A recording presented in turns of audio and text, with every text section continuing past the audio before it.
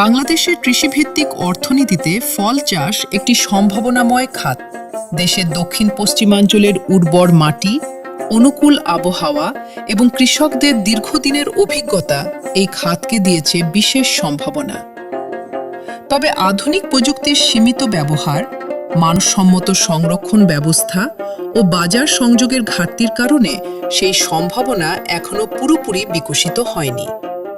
অথচ উচ্চ মূল্যের ফল চাষ, প্রক্রিয়াজাতকরণ ও মূল্য সংযোজনের মাধ্যমে ক্ষুদ্র উদ্যোক্তাদের আয় বৃদ্ধি, কর্মসংস্থান সৃষ্টি এবং গ্রামীণ অর্থনীতিকে আরও শক্তিশালী করা সম্ভব। এই লক্ষ্যকে সামনে রেখে বাংলাদেশ সরকারের সহায়তায় ওয়ার্ল্ড ব্যাংক এবং পল্লী কর্মসহায়ক ফাউন্ডেশন PKSF এর যৌথ অর্থায়নে বাস্তবায়িত হচ্ছে স্মার্ট প্রজেক্ট। ৭০টি উপপ্রকল্পের মাধ্যমে ক্ষুদ্র উদ্যোক্তাদের সক্ষমতা বৃদ্ধি, পরিবেশ বান্ধব উৎপাদন ব্যবস্থা এবং টেকসই সবুজ প্রবৃদ্ধি নিশ্চিত করতে পরিচালিত হচ্ছে নানা উদ্যোগ।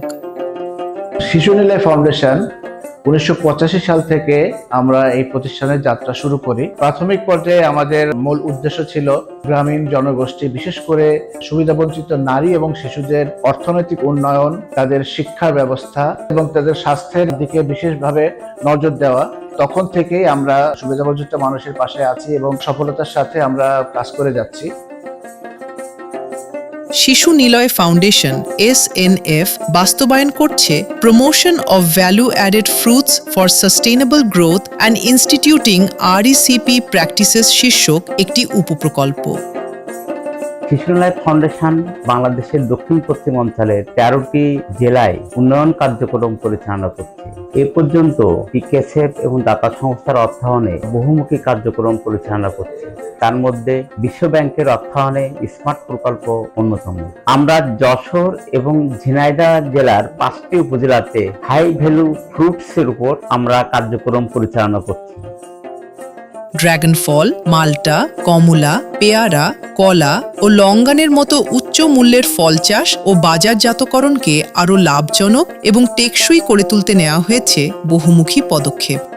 শিশু নিলয় ফাউন্ডেশনের বাস্তবায়নে যশোর এবং ঝিনাইদহ জেলার চৌগাছা, কোটচাঁদপুর, মহেশপুর, কালীগঞ্জ এবং ঝিনাইদহ এই 5টি উপজেলায় smart high value crops fruits প্রকল্পটি বাস্তবায়িত হচ্ছে। প্রকল্পের মূল লক্ষ্য হচ্ছে ক্ষুদ্র উদ্যোক্তাদের পরিবেশ বান্ধব প্রযুক্তি, RECP কার্যক্রম এবং জলবায়ু সহনশীল প্রযুক্তি বাস্তবায়নের মাধ্যমে টেকসই প্রবৃদ্ধি এবং গ্রিন গ্রোথ সঞ্চার নিশ্চিত করা।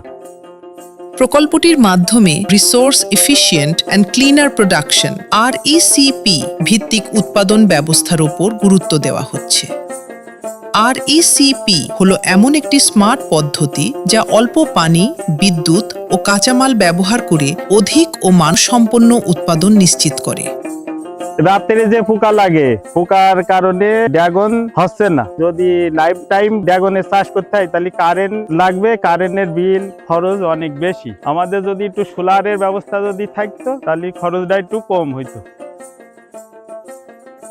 সর্বপ্রথমে যে দেশি কায়দায় কিছু ফল আমি চাষ করতে ধরি, যেমন মনে করেন পেয়ারা বা ড্রাগন, এগুলো আমার ছিল। তারপরে এবারটা মনে করেন যে এই থাইলঙ্কন করছি। এটার সম্বন্ধে আমার ধারণা নেই। পানি দেওয়ার পরে গাছ আড়ায় যেত, মানে এক কথায় মরা মরা ভাব নিত। পর্যাপ্ত পানি বেঁধে থাকে, তখন গাছ খাদ্য নিতে পারে না। যদি এটা ঝর্ণার ব্যবস্থা করা যায় প্রযুক্তি লাইনি, তাহলে মনে করেন সেচ সার বা জমিতে নিড়েন বলেন, যেদিনই দেবেন সেদিনই নিড়ানো যাবে। কিন্তু সেচ দিলে কিন্তু বেরেন দিয়ে নিড়ানোও যায় না, সার দেওয়া যায় না, বা গাছও জোর দেয় না। বর্তমানে ফল উৎপাদন ব্যবস্থায় নানা চ্যালেঞ্জ রয়েছে। অপরিকল্পিত সেচ, অতিরিক্ত রাসায়নিক ব্যবহার, বর্জ্য ব্যবস্থাপনার দুর্বলতা ও উৎপাদন ব্যয় বৃদ্ধি কৃষকদের জন্য ঝুঁকি তৈরি করছে। আমি একজন ফল চাষি। কারেন্টের যে সাহায্যে পানিটা তোলা হয় ফল বাগানে, এই পানিতে আমাদের ফল গাছ বাগানে অনেক ক্ষতি হয়। বাগান মানে গাছ পচে যায়, পচন ধরে এবং বিদ্যুৎ বিল বেশি আসে। তা এর বিপরীত রাস্তা এখন শুনি সোলার, যে আপনার সোলারের মাধ্যমে যে মোটরের লাইন করা, এইটা যদি ব্যবস্থা করা হয় তাহলে আমাদের চাষির উপকারিতা হতে পারে। প্রচুর পানি লাগে। পানি লাগার কারণে অনেক সময় মাটি ছেঁচতে হয়ে যায়, গাছ মারা যায়। যদি বিদ্যুতের আলোর লাইন থাকতো তাহলে আমার চাষ মনে হয় ভালো হতো। বর্তমানে যে পদ্ধতিতে আমাদের উদ্যোক্তা ভাইরা জমিতে সেচ দিচ্ছে, তাতে তাদের বিদ্যুৎ খরচ বেশি হচ্ছে এবং তাদের উৎপাদন খরচ বেশি পড়ছে, যার ফলে তারা বিক্রি করে লাভবান বেশি হতে পারছে না। প্লাবন পদ্ধতিতে সেচ দিচ্ছে, যার ফলে জমিতে জলবদ্ধতা তৈরি হচ্ছে এবং ফসলের গোড়া পচা বা বিভিন্ন নানা রকম রোগবালাইয়ের আক্রমণ হচ্ছে। এই চ্যালেঞ্জ মোকাবিলায় প্রকল্পের মাধ্যমে ড্রিপ ইরিগেশন, স্প্রিংকলার সেচ, সৌর বিদ্যুৎ ও জ্বালানি সাশ্রয়ী প্রযুক্তির ব্যবহার উৎসাহিত করা হবে, যাতে পানি ও বিদ্যুতের অপচয় কমিয়ে উৎপাদন ব্যয় হ্রাস এবং পরিবেশ বান্ধব টেকসই কৃষি ব্যবস্থা গড়ে তোলা সম্ভব হয়। কলার চাষ আপনার বহুত দিন করেছি, করেও আপনার উন্নতি হয়নি। কলা চাষে কেঁচো লাগে, এইসব বিভিন্ন ভাইরাস লাগে, পুড়ে যায় গাছ, বিভিন্ন সমস্যা আছে কলার আবাদে। নতুন করে যদি কলার চাষ আসে তাহলে আবার নতুন করে লাগাতে হবে, ভালো সার ওষুধ দিতে হবে। কীটনাশক ব্যবহার করে বেশি একটা লাভবান হচ্ছি না। কীটনাশক বেশি ব্যবহার করলে পোকা মারছে না, মনে আছে পোকা টেনে আনছে। কীটনাশক ব্যবহার করি, এ বলে এইটা দিতি, ও বলে এইটা দিতি, কোনোটাই কাজ হচ্ছে না।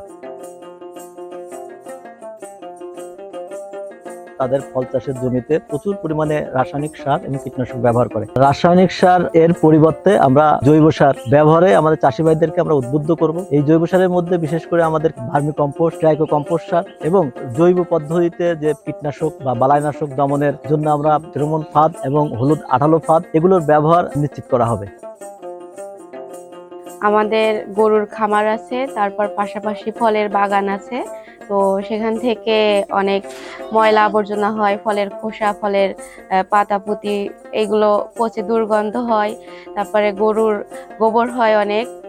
এইগুলো থেকে জৈব সার তৈরি করা যেত, তাহলে আমাদের বাড়ির পরিবেশটা ভালো হতো এবং যে সার হয় আর কি, সেটা দিয়ে আমাদের ফলের বাগান, আশেপাশে সবজি বাগান আছে, সেগুলো আর কি মানে কেনা সার থেকে আমরা মানে একটু সুবিধা পেতাম, যে কেনা লাগতো না।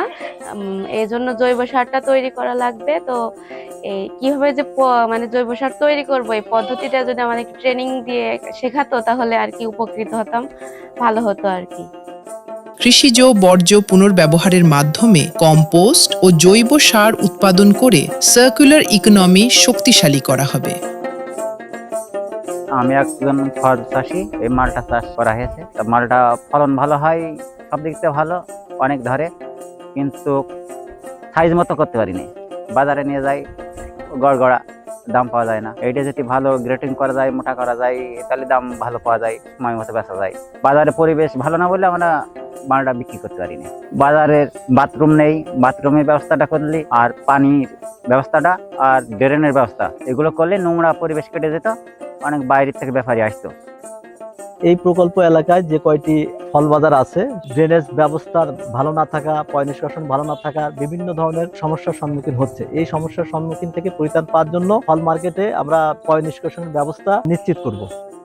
আমাদের যে পাতাগুলো ময়লা আবর্জনা হয়, ময়লা আবর্জনা ফেললি গন্ধ ছড়ায়। আমাদের যে ট্রেনিং করতেন, এই পাতাগুলো দিয়ে জৈব সার বানাতে পারতাম। আমরা তো বুঝি না, আপনারা যদি আমাদের ট্রেনিং নিতেন বা ট্রেনিং আমাদের শিখাতেন, তাহলে আমরা অনেক উপায় করতে পারতাম।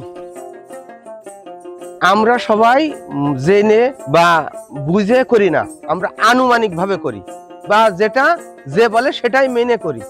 এতে আমাদের অনেক ক্ষতিগ্রস্ত হয়। নতুন যে ফল চাষ বেরিয়েছে, এর পরে যদি আপনারা আমাদের একটা ট্রেনিং এর ব্যবস্থা করতেন, তা আমার মনে হয় আমরা সবচেয়ে লাভবান হতাম।